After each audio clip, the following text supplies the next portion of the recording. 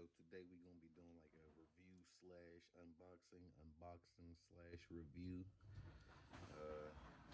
Seeing all these ads, so I bit.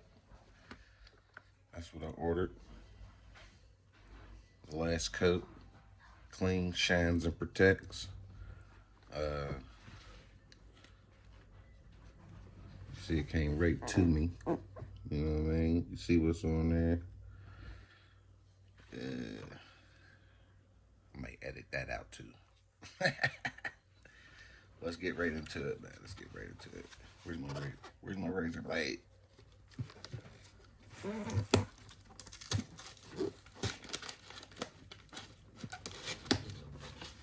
As you can see, I got these here on because I don't be touching nothing that comes in the mail without it. And when I go shopping, I wipe it all down. That's just it. That's just how we rocking right now with everything going crazy.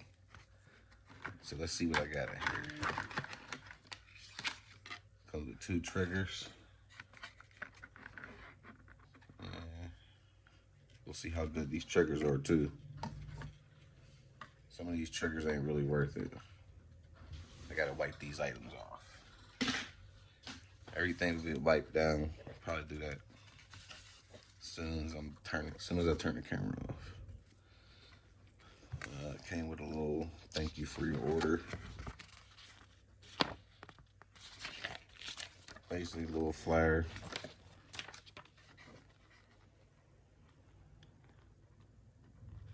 That's not needed, but thanks. What else we got in here? This is the amp. This is like, I guess this product here was said to be like a detailer. So we'll see how good that is. And this here is the last coat. This is what's supposed to be like almost, I guess, like a ceramic infused product. And 16 ounces, I ain't spend that much. I only got 16 ounces on each just to try. It says you can apply it to paint, chrome, plastic, vinyl, stainless steel, and glass. So you know, we're gonna see. TLC will keep surfaces looking great and hydrophobic, free from water damage for 4 to 6 months when used correctly. And I can only imagine used correctly is like decontaminating paint. You know what I mean? There goes my son. You want to decontaminate the paint, you might have to do a little bit of polishing, do a little bit of buffing. Then you want to hit it with this. It says you can put this on top of ceramic coated vehicles.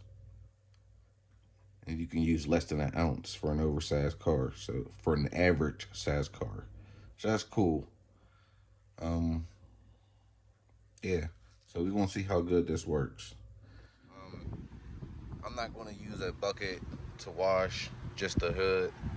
You'll see that, but you're definitely going to want to use a bucket. I got that right there. That's a clay sponge. I got my mitt. I got some of my super soap that is in development. I got me my rags. My squeegee is somewhere to get the water off it. I think it's right over here. I got me some of this. This is my decontaminator. Now, as you can see, we got a lot of beads and the vehicle is parked at an angle. I wanted to keep that for this purpose here. It is slightly hydrophobic. As you can see, water's starting to roll off. But this coating is old that I put on here. It's old, and I haven't washed the truck in about a week, and I've been driving a lot. If you look over here, you can see where the hydrophobia is less and less. But this is also leaning area. This is the angle where it's leaning towards, so you see a lot of the water trails starting to flow this way. I don't have a leaf blower, but I can show you this. This is what you could look forward to if it was raining outside and your shit's parked. And that's just what I put on there before. So if it's raining out, that's before the last coat stuff. Can't find my squeegee that I use to dry vehicles off with. So I'm gonna just be drying this bad boy off by hand.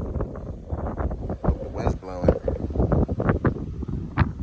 No big deal. 5'3", cold air. This is a upper, this cold air setting up. So it only gets wet when it's raining, when it's being driven like this. But at that point, of course, right here, water's not gonna sit too much.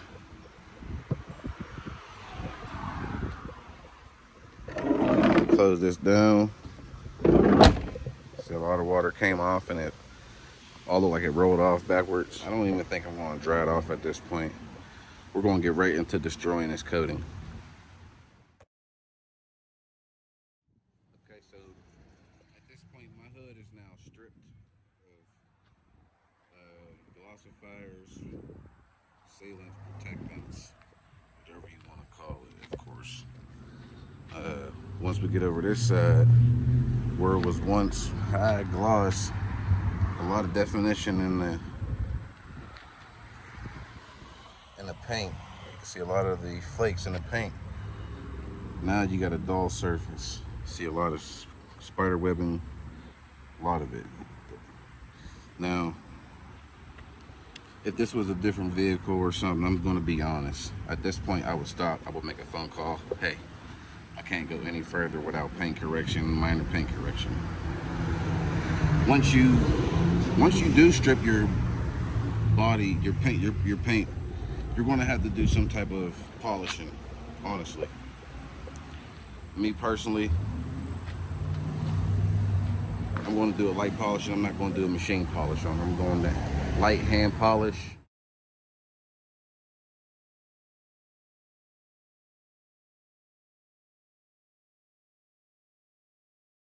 y'all can see, I was working a little bit harder when I got to the other side. That's where I laid it on heavy. The amount you lay on sometimes matters, sometimes it doesn't.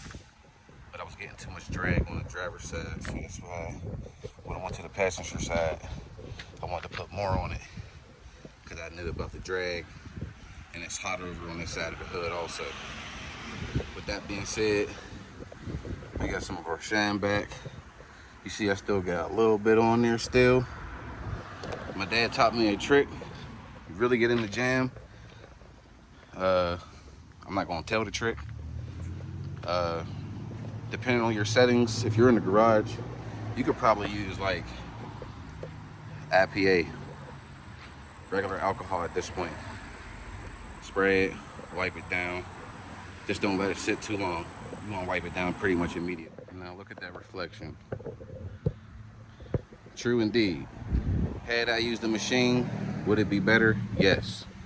Had I used the machine, would I not be sweating? I'd still be sweating, but not as bad. I did kind of sort of skip a step, and that's the clay bar. That is because I know the condition of my paint, or where it's at right now, because it's been clay barred 3 times already. I simply had that in the video for the demonstration part of what you're going to need. The last coat has been applied. This is working 2x2 sections, and as y'all can see, I did this whole hood at once. And DIY people, 9 times out of 10, are going to have to learn to slow down patience. But not all things come with bad experiences. So I wiped down most of it. You saw me wipe down most of it. But then when I got right around this area here, look at that reflection. When I got right around that area there, I had to come back, apply some more, then wipe it. Other materials are not as forgiving. So as far as like the no vice user, I think this stuff is pretty good. As far as applying it, we haven't done any testing. I'm going to apply some amp to the driver's side. I'm not doing the whole tape off thing, but I'm gonna apply some of the amp to the driver's side. I'm gonna do the fender over here. There we got it. And I changed my mind. I didn't put the amp on the hood just because we just put that last coat on there. I at least want to see how that's gonna hold it by itself. So we know we got the whole hood with the last coat. The rest of the vehicle still slightly coated. The fender you're looking at right here that you see me in, that's what the amp did. And as you can see, Mike and Micah, you can see them too. You can see everything. You can see where I need to cut the weeds and my tools over there. You can see buckets behind me with tool, with car wash and big ass hoe. You can see everything. You can see me hold. You can see everything. Now, needless to say, I didn't do this whole side with the amp. I only did this panel just to show the refreshingness of it. Now, it says it can be used as like a in-between wash or something like a detailer. I did it with a wet and dry method. So you got a wet rag that you have your material on, you have a dry rag that you are buffing it off with. And I mean, I didn't do anything other than wipe it.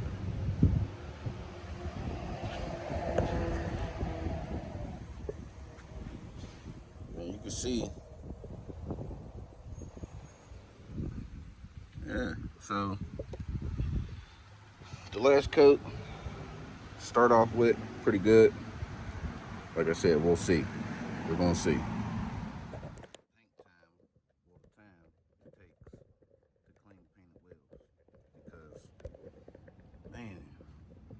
This is the one I need to repaint.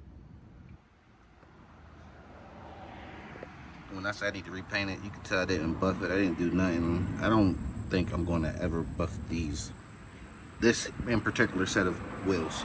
Let's just say that. See, the cap need to get repainted too.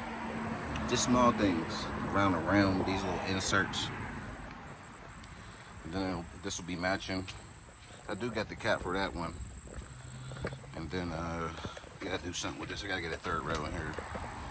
Let me know. Hey, somebody jump in the comments. Somebody jump in the comments and let me know if you know how I can get a third row in a 2-row Tahoe. And check me out on Instagram, DIY Dreaming 412. Is that too small? Color go with the Z71 a little bit, but even though I'm taking the Z71 off at some point, I don't know. This is with the sheesh. Yes, sir, them boys is dirty. You better believe your fucking ass them things is dirty. I think I might spray this one off too. And see. Yep. So they definitely were dirty. This is the one that I fucked up. Yeah, learning experience though, man. And so, I did not have to wait too long to actually see the first step of the test, and which is going to be the hydrophobia test. Right now it's pouring down, as you can see. It's coming down, all right? Like I said, we're not going to do a test in the garage. No, we're going to do a real world test. What's up, bro? Oh, look at that hairline. Crispy than a bitch. Whoa, that raincoat. Oh, that raincoat for the views. Doing it for the views. For the views. Oh, shit, it's cold.